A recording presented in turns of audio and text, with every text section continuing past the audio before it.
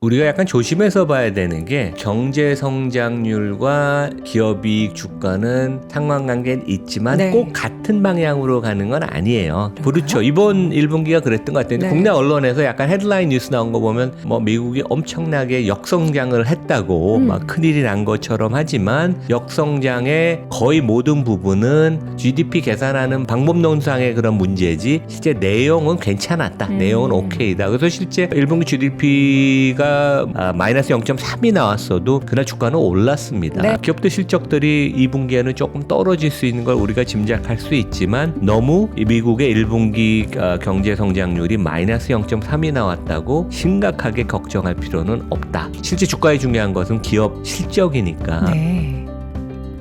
네, 월스트리트 모닝 브리핑 함께하고 있습니다. 골프 치실 때도 사실 이런 피켓 티셔츠 많이 입으실 것 같아요. 근데 저거 지금 같은 날씨에 딱 요거 하나 입으시면은 좋을 것 같고 아침에 좀 쌀쌀하니까 이게 조끼 하나 입으면 되는데 우리 또 딱 그런 스타일을 오늘 이남우 교수님께서 입고 오셨습니다. 바로 만나보도록 하죠. 연세대학교 국제학대학원 이남우 교수와 함께합니다. 교수님 어서 오세요. 네, 안녕하세요. 네. 약간 제가 여기다 조끼 입으면 이제 교수님과 비슷한 룩이 딱 되는 거죠. 뭐 아주 화사하네요. 오늘 나오는데 날씨가 되게 맑더라고요. 약간 싸늘하긴 한데 비가 바람도 와가지고 있고 더. 예, 오늘 아주 공기가 좋습니다. 네, 공기도 맑고 시장도 좀 맑았으면 좋겠는데 애플 실적 발표하고 나서 지금 애프터마켓에서 좀 빠지거든요. 애플은 어떻게 되는 걸까요? 실적이 그래도 무난하게 나왔어요. 무난하다. 좀 걱정을 많이 했습니다. 왜냐하면 금년 들어서 주가가 $250를 찍고 한동안 이제 트럼프 상호 관세 얘기가 나오고 막 그 분위기가 안 좋을 때 $170까지 하락을 했었어요. 네. 원래 애플 걱정은 하는 게 아니다. 우리 이학년 교수가 전부터 그렇지만 이 그 항공모함이 $250에서 $170까지 떨어지는 거는 네. 뭔가 진짜 심각한 문제가 있는 게 아니냐. 근데 실제 다행히 그 이후로 주가가 한 $210까지 회복을 했고 네. 지금 이제 실적 발표되고 나서 애프터마켓에서 그렇게 약간 약세긴 한데 심각하지는 않아요. 그래서 이제 내용 잠깐 보면 매출액이 5% 증가하고 네. 영업이익이 6%, 그다음에 순이익이 8% 증가했어요. 그래서 미국 회사들은 보통 매출 증가율보다 주당 손익 증가율이 높지 않아요. 그게 그쵸. 이제 비용 통제를 하는 것도 있고 애플은 항상 그렇듯이 엄청난 자사주를 사서 소각을 하니까 주식수가 줄어드니까 EPS 계산할 때 혜택을 보는 것이고 제품은 여러 면에서 좀 어렵습니다. 왜냐하면 이제 프로덕트라고 불리는 제품은 전년 대비 3% 증가했는데 네. 서비스 부문 미국인들 유럽에서 많이 쓰는 서비스는 12% 약진을 했어요. 그래서 이제 이 부분이 애플을 구했다. 네, 그렇게 보면 될 것 같고 이익이 그래도 견조했던 것은 매출 총이익률 기준으로 서비스 부분은 더 약진을 해서 네. 매출 총이익률이 무려 76%. 그 다음에 제품은 36%. 그러니까 2배가 넘죠. 그래서 이게 애플은 우리가 항상 너무 제품에 막 그 난리를 치는데 실적이 나오는 네. 건데 실제 여기에 효자는 서비스고 그쵸. 여기는 경기의 영향도 덜 받고 꾸준히 성장을 하고 고마진이다. 근데 조금 약간 아쉬운 것은 이제 현금 흐름이 조금 그 창출이 약간 약했어요. 왜 그럴까요? 잘 모르겠어요. 그러니까 재고를 좀 많이 움직여서 운전자 보내서 그랬는지 자세한 내용은 제가 보진 않았는데 네. 영업 현금 흐름 창출이 조금 약했는데 그래도 이 회사는 워낙 튼튼하고 쌓아놓은 게 많아서 현금이 지난 분기에도 영업현금 흐름 창출이 $240억 했는데 주주 환원 무려 $290억. 네. 그러니까 회사가 번 돈보다 배당과 자사주 매입 소각을 더 많이 했다. 그러니까 이제 애플은 진짜 주주 친화적이죠. 그리고 이사회가 추가적으로 $140억 자사주 매입을 승인을 했다. 근데 네. 재밌는 게 사람들이 이거에 제일 그 관심 있어 할 것 같아요. CFO 코멘트가 그러니까 이제 애플은 9월 그 결산 마감이에요. 그래서 이제 이번에 실적 발표된 거가 2분기고 우리 이번에 지금 시작한 분기는 3분기인데 6월 결산에 이번 분기에 미국으로 수입이 되는 제품의 거의 대부분은 아이폰은 인도에서 다 만들 것이고 네. 나머지 제품 뭐 아이패드나 맥이나 웨어러블 이거 귀하는 거 이런 것들은 에어팟. 베트남. 그래서 이미 성공적으로 아주 빨리 이 그 공급망을 이전을 추진을 해와서 최소한 미국으로 수입되는 제품들은 중국에서 인도, 베트남으로 스위치가 돼서 지금 현재 이루어지고 있다. 그래서 제 생각에는 근데 이제 중국에서 항상 공장 닫고 사업 철수하는 거 쉽지 않습니다. 그쵸. 아주 그 중국에서 그 좀 괴롭히기도 네. 하거든요. 근데 네. 하여간 어떤 뭐 경우든 간에 그러니까 애플이 이렇게 철저하게 대비를 해서 이 그 위기를 잘 극복하는 그런 계획도 있고 추진을 하고 있다. 이제 그것이 어떻게 보면 조금 위안은 되는 것 같습니다. 그러니까 우리가 지금 사실 빅테크 기업들에 있어서는 AI 혁신하면서 마이크로소프트도 그렇고 뭐 메타도 그렇고 뭔가 새로운 걸 내놓는데 온디바이스에 정말 가장 선봉장에 서야 할 애플이 관련한 내용을 확 내놓지 않자 시장은 너무나 애타고 있거든요. 그런 내용들도 애플은 분명히 알고 있을 건데 어떻게 우리가 빠른 시일 내에 그런 스토리를 좀 들을 수 있을까? 그러니까 애플도 그렇고 구글도 그렇고 거의 뭐 독점에 가까운 네. 비즈니스들은 좀 항공모함 같아서 느리기도 하고 혁신이 많지 않은 것은 이제 사실인 것 네. 같아요. 그래서 시간이 좀 걸릴 것 같습니다. 근데 이번에 보면 페이스북 메타그룹 같은 데는 AI를 그 타겟 마케팅 광고할 때 아주 잘해서 매출 증가율이 16%. 그러니까 물론 그 전 분기보다는 좀 슬로우 다운 했지만 16%의 아주 높은 매출 증가율을 시현해서 AI를 잘 접목해서 광고주들이 되게 좋아하는구나. 이제 그런 걸 우리가 알 수 있었죠. 예. 네, 알겠습니다. 애플 실적 발표에 대한 코멘트 잠깐 들어봤고요. 자, 오늘도 역시나 영어 문장으로 시작할 텐데 아까 이제 저희가 일론 머스크 이사회 관련해서 우리 얘기를 회장님 얘기죠. 예, 많이 했죠. 그래서 오늘의 영어 문장은 뭘까요? 한번 읽어주시죠. Is Elon an asset or liability for Tesla? 이거는 제가 물어보는 질문입니다, 진짜. 아, 제가 대답을 해야 되는 거예요. 일론 머스크가 테슬라의 자산이 될 것인지 부채인 건지, 그러니까 짐이냐, 도움이 되냐, 그거잖아요. 맞습니다.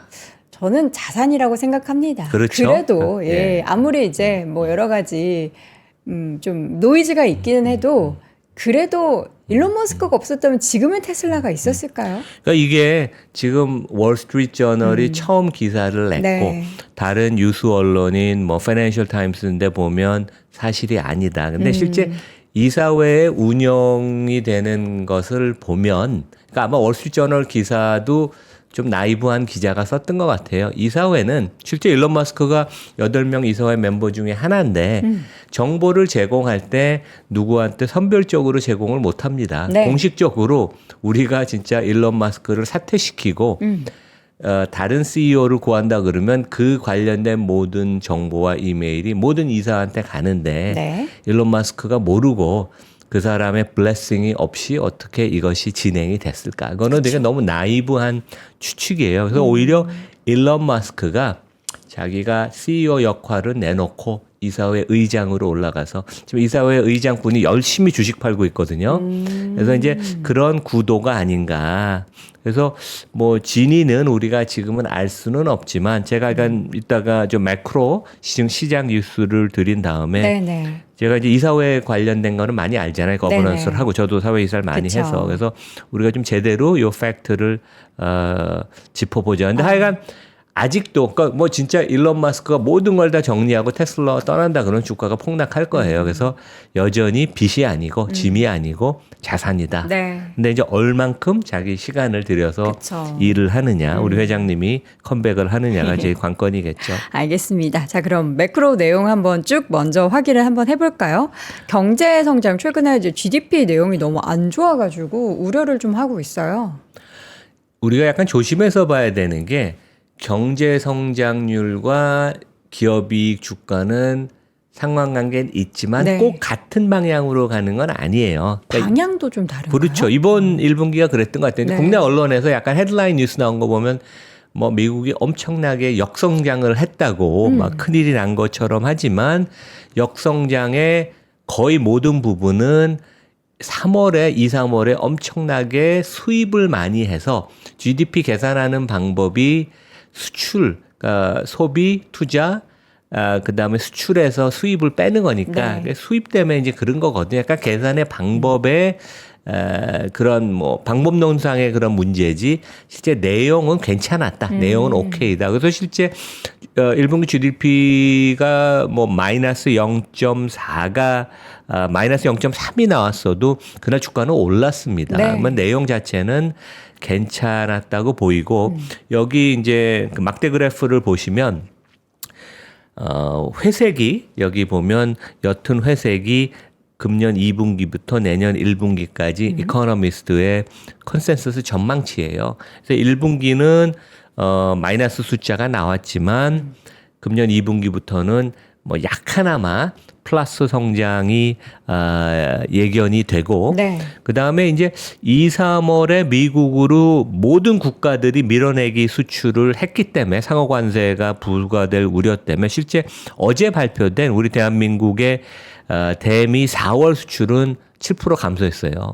그러니까 실제 이제 국가별로 데이터에서 나오는 거죠. 특히 자동차가 마이너스 17%인가? 물론 이제 현대차 그룹이 미국에서 현지 생산도 하지만 여전히 국내에서 고가 브랜드는 여기서 생산해서 수출을 하는데 2, 3월 달에 많이 선적을 했고 4월, 5월에는 그러니까 기업들 실적들이 2분기에는 조금 떨어질 수 있는 걸 우리가 짐작할 수 있지만 너무 이 미국의 1분기 경제 성장률이 마이너스 0.3이 나왔다고 심각하게 걱정할 필요는 없다. 네. 기업들의 임팩트는 없어서 실제 주가에 중요한 것은 기업 실적이니까. 네. 그다음에 이제 다음 페이지는 뭐냐 하면 이 GDP를 구성하는 요소별로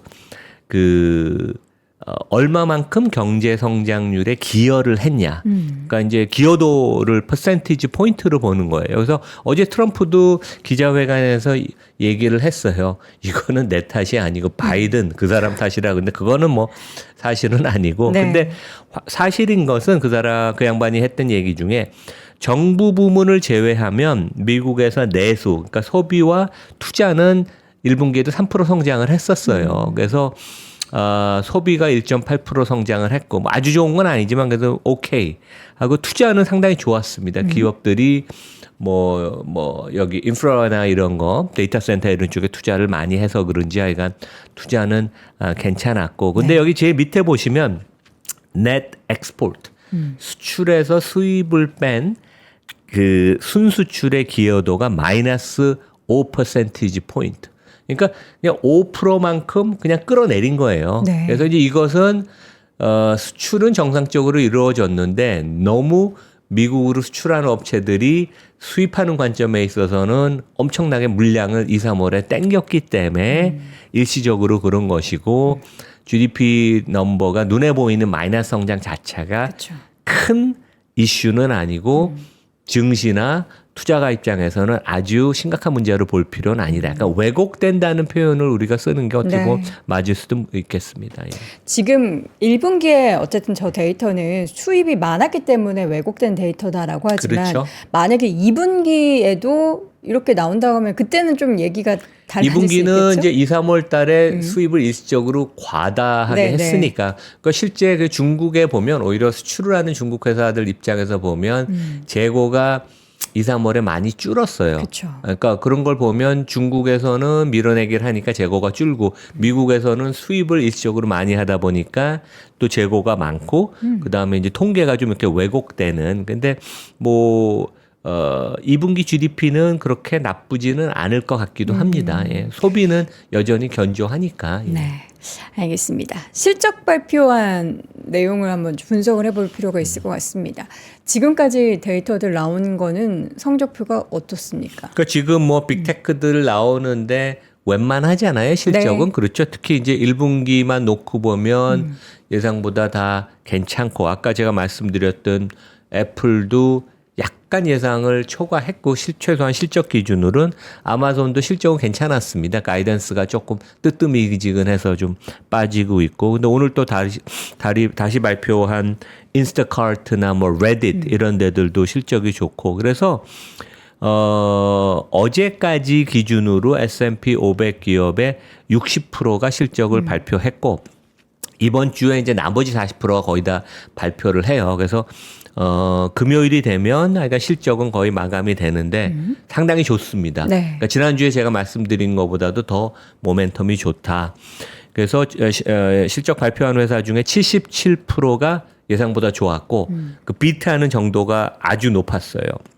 그리고 23%가 미스하는 정도는 크진 않았고 그래서 이익단에서는 아주 지금 양호하고 매출도 한 62% 회사가 비트 생각보다 더 잘 발표를 하고 있어서 실적은 아주 지금 잘 나오고 있고 실제 이제 여기 다음 페이지 보면 이제 왼쪽에 조그만 그 하늘색 표가 뭐냐면 1분기가 마감된 3월 말 기준 1분기 EPS 추정치가 네. 59.94달러였는데 지금 현재 기준으로요. 그 이후로 한 60% 회사들이 발표를 했잖아요. 그러니까 오히려 올랐네요. 상향 조정이 됐어요. 그러니까 보통 실적이 발표되면 오히려 조금 하향 조정이 되는 경향도 있는데 애널리스트들이나 시장이 조금 보수적으로 봤던 면이 있고 실제 기업들의 실적은 더 좋았다.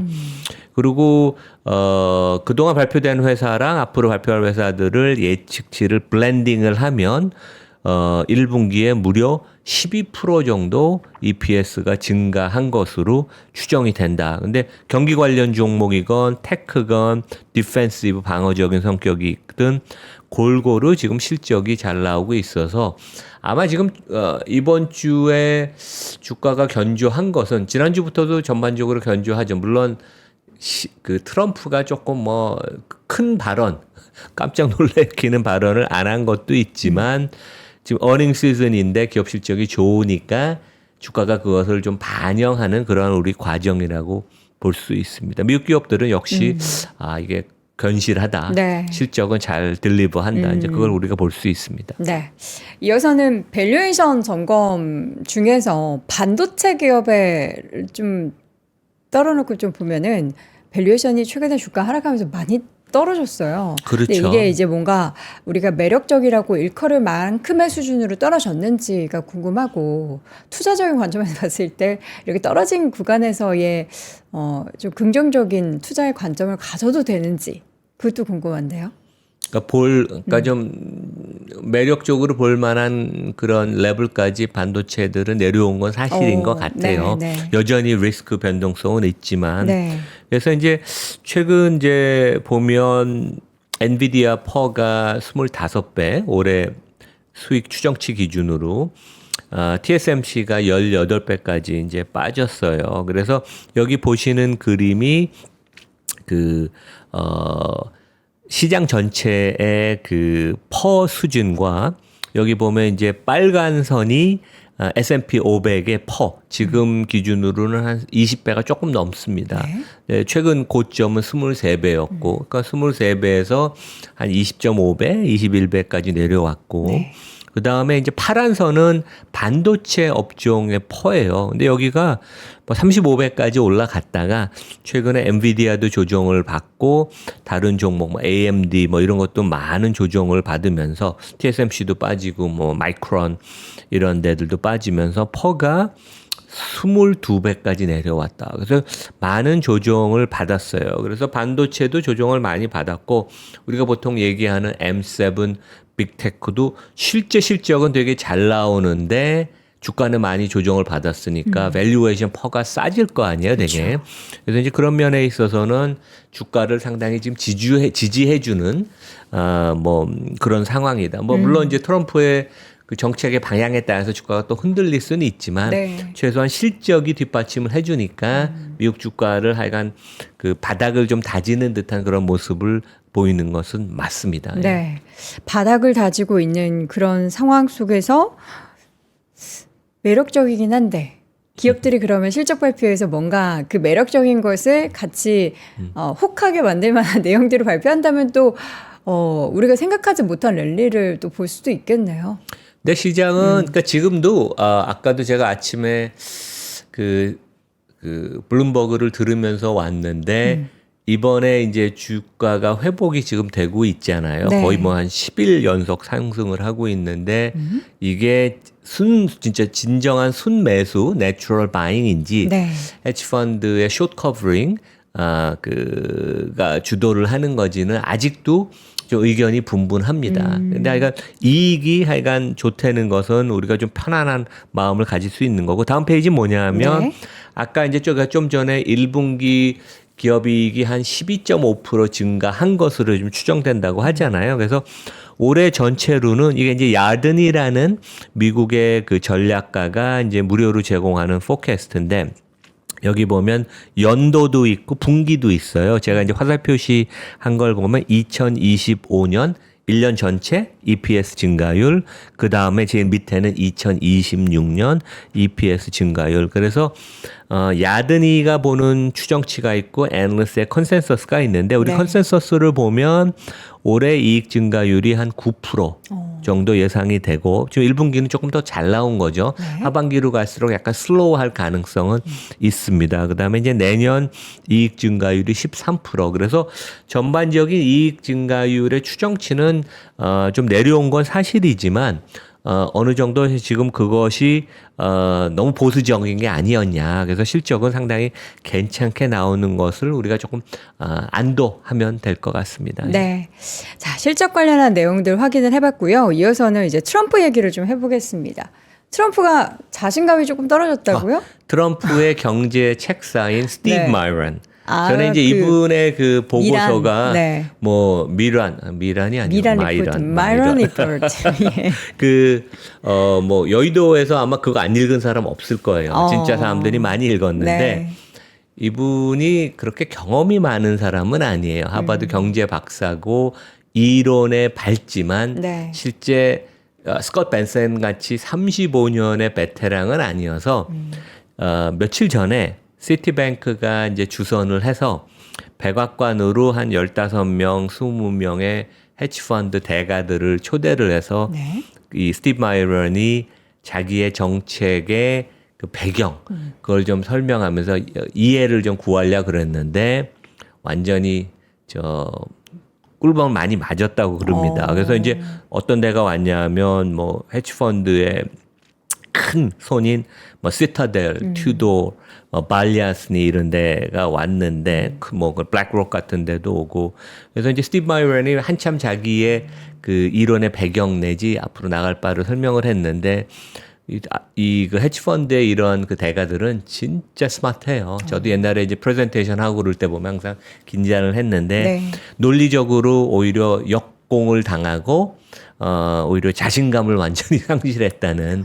그래서 조금 이제 실력이나 이런 데에서 좀 밀리는. 하지만 이제 스콧 벤슨은 워낙 노력은 하고 그다음에 이분은 뭐 소로스의 CIO 오른팔 역할을 할 정도로 진짜 경험이 많기 때문에 그쵸. 이 사람 중심으로 지금 백악관의 경제, 금융, 그다음에 통상 관세 정책을 다 스콧 벤슨이 최근에 그 총괄하는 그런 모습을 보인다. 그래서 조금 경험이 없는 이런 책사들이나 이론가들은 점점점 이제 설당이 좀 좁아지는 이제 그런 모습을 보여서 스티브 마이런은 하여간 점점점 입지는 그러니까 뭐 재미있는 이론을 제공했고 네. 트럼프 머리에는 계속 남아있긴 하지만 진정한 경제 그 자문관 역할을 할 수 계속 있을는지는 잘 모르겠습니다. 예. 알겠습니다. 이어서는 일론 머스크 테슬라 이야기를 한번 해보도록 하겠습니다. 앞서서 잠깐 언급을 해주시긴 했는데 CEO 자리를 다른 사람이 하게 되고 일론 머스크가 의장 역할을 한다.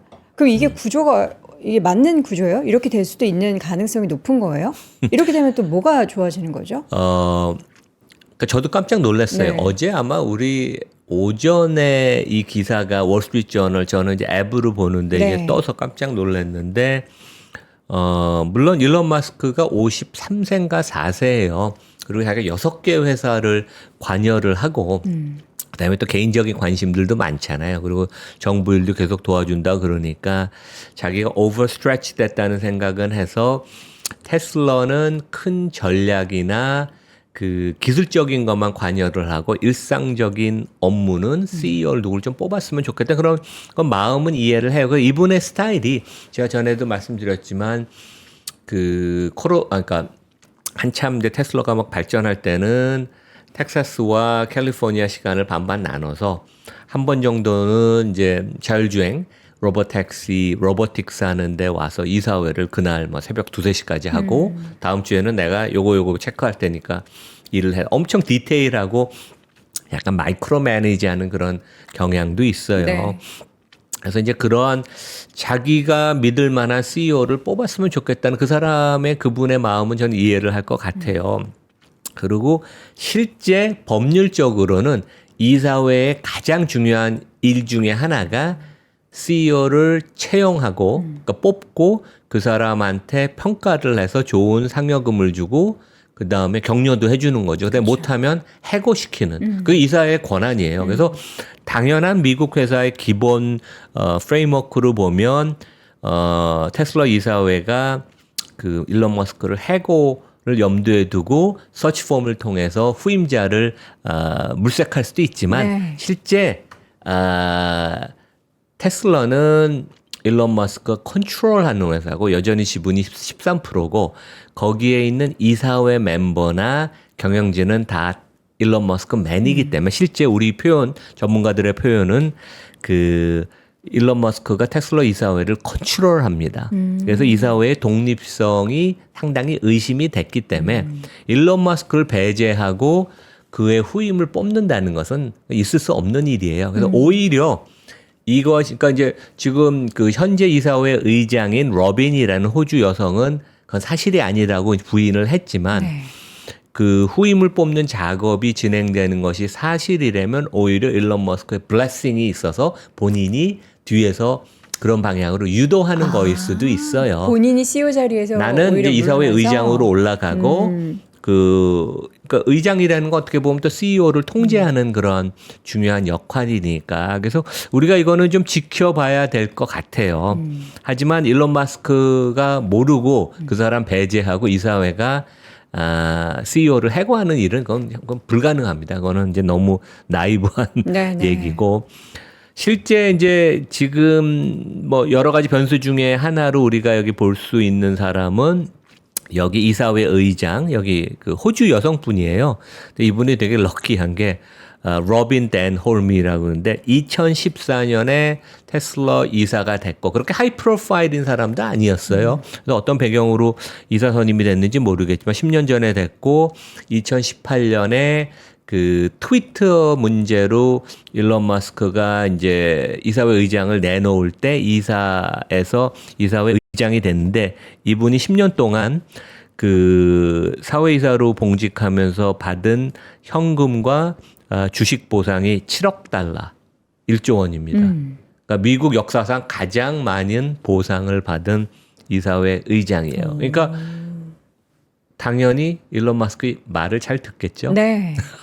그래서 이분은 그러니까 뭐 독립성이 극히 의심이 되는 그래서 독자적인 행동을 할 수도 없고 네. 오히려 일론 머스크가 뒤에서 시키면 시키는 것을 이제 그대로 하는 걸로 봐오면 돼서 우리가 약간 그렇게 이해를 하고 그러니까 이사회에 관련된 CEO의 후임이 뭐 물색을 하거나 약간 그러면 그것은 모두 일론 머스크의 뜻이 반영된 것이다. 그리고 실제 일론 머스크가 스톡 옵션 보상을 지금 이제 물리는 이제 소송을 기각하는 하고 거에 관련돼서도 테슬라 이사회는 독립적이지 못하다. 네. 일론 머스크 컨트롤한다 그래서 그게 가장 큰 이유였거든요. 그 판사가 이제 기각했던 이유가. 네. 그래서 우리가 이제 그걸 좀 이해하고서 이제 그림을 우리가 보면 좋을 것 같습니다. 그럼 일단 CEO 교체 가능성은 그렇게 높진 않은 거네요. 당장 가능성은 낮고요. 지금 이제 그 테슬라의 홈피에 보면 리더십 팀이라는 게 일론 머스크와 톰 주 여기 이제 중국인인데 중국 비즈니스가 커지면서 그때 엄청 부상을 했는데 또 요즘은 좀 약간 이렇게 좀 찌그러져 있습니다. 왜냐하면 반중 감정이 미국에서 많으니까 네. 좀 조용히 있고 그리고 중국 비즈니스가 약간 슬로우하니까 그 다음에 이제 여기 보면 CFO는 인도에서 온 사람이에요. 그래서 이 사람이 CEO가 될 가능성도 없고 그냥 회계 처리하는 사람입니다. 그래서 내부 승진 가능성은 없고 그러면 외부에서 사람을 뽑거나 현재 이사 중에 누가 가능성이 있냐. 제가 전에도 한번 그런 얘기를 했는데 JB 스트로베리라는 사람이 테슬라를 일론 머스크와 함께 일으킨 가장 그 오른팔 역할을 했었어요. chief 그 기술자였고 CTO였고 모델 3를 램프업한 R&D 및 생산의 모든 걸 총괄했던 진짜 중요한 사람인데 이제 이분이 몇 년 전에 퇴사를 해서 자기 회사를 차렸는데 1, 2년 전에 그 아마 일론 머스크가 삼고초려를 해서 이사 후에 컴백을 했어요. 그래서 혹시 다음에 CEO가 누가 나온다면 이 JB 스트로베리 맡을 가능성이 있고 그것은 되게 굿뉴스입니다. 아주 진짜 엄청난 능력이 있는 사람이고 네. 어떻게 보면 유일한 선택지다. 이제 그런 그래서 하여간 그 일론 머스크 머리에 무슨 생각이 있을 텐데 우린 알기는 어려운데 큰 그림은 다 그 사람이 그린다고 우리 머스크 회장님이 그린다고 생각하면 될 것 그러니까 같습니다. 설사 CEO 자리에서 일론 머스크가 물러난다고 하더라도 그 부분에 있어서는 뭐 테슬라에 위기가 생긴다거나 이렇다라기보다는 어떻게 보면 자연스러운 의장직을 맡으면서 우리나라 대기업한테 이제 배운 거죠. 회장님이 뒤에 앉아서 이렇게 딱 조종을 하고 이제 그러는 모습일 가능성이 되게 높다. 예. 근데 아까 JB 스트로베리 된다면 그것은 네. 뭐 굿뉴스로 일론 머스크가 근데 물론 몇 년 더 하는 게 좋습니다. 예. 지금 테슬라의 가장 큰 이제 기대되는 가장 빨리 뭔가 현실화되고 주가를 끌어올릴 만한 모멘텀이 로보택시잖아요. 얼마 전에 규제 완화 얘기도 있었고요. 그 로보택시 사업에 대한 가치에 대해서 이나무의 좋은 주식 연구소를 통해서도 영상을 올려주신 걸로 아는데 어느 정도나 되는 걸까요? 그러니까 상당히 클 수가 있고요. 그러니까 전에는 우리가 막연하게 생각을 했는데 이제 네. 데이터 포인트가 많이 축적이 됐어요. 이제 네. 어떤 의미냐면 다음 페이지에 보면 그 먼저 알파벳 분기 실적 지난주에 발표할 때 처음으로 Q&A에서 웨이모 관련된 질문이 나왔어요. 그동안 웨이모가 엄청나게 투자를 많이 했는데 물 먹는 하마같이 적자만 낸다고 맨날 컴플레인 했는데 애널리스트가 처음 질문을 했고 CEO 순더 피차이가 되게 반겼어요. 너무 좋은 질문이라. 근데 여기 그림에서 보시다시피 지금 웨이모는 샌프란시스코, LA 일부 지역, 어스틴, 피닉스에서 유료 로보택시를 엄청 많이 운행하고 네. 최근에는 일주일 한 주에만 20만 번 그 탑승을 합니다. 네. 어마어마한 거죠. 근데 불과 6개월 전에는 10만 회 탑승, 1년 전에 5만 회. 그러니까 이게 막 급상승하는 거예요. 그러니까 그건 뭐냐 하면 소비자들이 반응이 엄청 좋은 거예요. 타보니까 너무 좋아서 나는 오히려 운전자 없는 로보택시를 타겠다. 이제 그런 거고. 그다음에 우리 지난주에 나온 것처럼 교통부 장관이 우린 중국과 혁신 경쟁을 하고 있어서 네. 많은 규제를 풀어주겠다. 네. 이제 그런 얘기를 했죠. 그래서 우리가 어떻게 봐야 되냐면 그 여기 이제 보시면 미국은 이제 옐로우캡 택시가 없어졌어요. 그래서 우버, 리프트의 미국 내 운행 횟수가 작년에 40억 회가 좀 넘습니다. 한 25% 증가를 했는데 평균 요금이 21달러예요. 근데 요 두 가지를 곱하면 880억 달러가 돼요. 우리가 이제 시장 전체 규모를 이제 파악해야 되잖아요. 130조 원. 근데 요 시장은 그러니까 유료 로보택시 시장이 그러니까 으로 다 바뀐다면 근데 연 한 5에서 10% 성장은 무난할 것인데 이 그 부분은 운전자가 없으면 수익성이 되게 높습니다. 그래서 전문가들은 50% 이상의 영업이익률이 나올 것이다. 근데 보수적으로 한 40% 영업이익률이 나온다 그러면 멀티플 우리가 배수로 시장 규모를 추정할 때 시장 전체 중 규모의 880억 달러, 130조 원 곱하기 12배에서 한 15배 줘도 돼요. 그럼 퍼 기준으로 한 40배쯤 나오거든요. 근데 이건 약간 유틸리티 같은 성격이어서 괜찮다. 그러면 네. 1,500조에서 1,900조 시장이에요.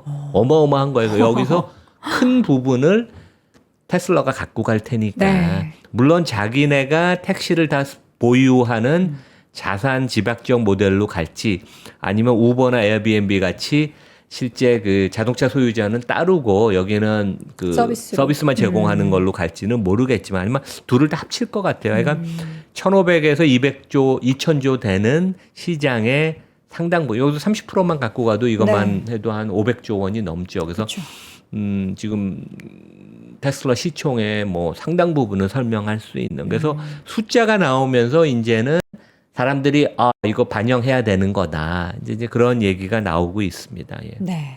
자, 로보택시 6월에 이제 오스틴에서 이제 본격적으로 시작을 하게 되고 아주 소규모로. 네. 근데 이게 이제 확장이 되려는 그런 움직임들이 법 관련한 규제 완화에서 지금 펼쳐지고 있기 때문에 도지를 열심히 하면서 이게 막 문매를 막고 했던 게 다 이 빅피처에 들어가 있지 않을까라는 그 얘기 생각을 제가 좀 하나만 해서. 말씀드릴게요. 네. 테슬라 로보택시는 대당 3만 대인데 우버의 웨이모는 20만 달러가 넘어요.